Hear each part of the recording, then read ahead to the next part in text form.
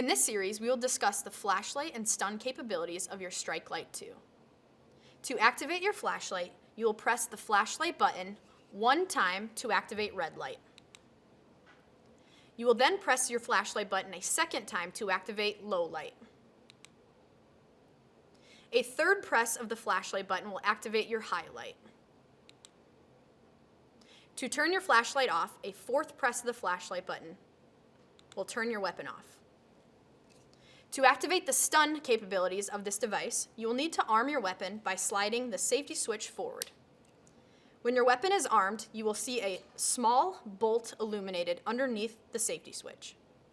To activate the arc feature, you will press and hold the yellow arc button on the bottom of the weapon.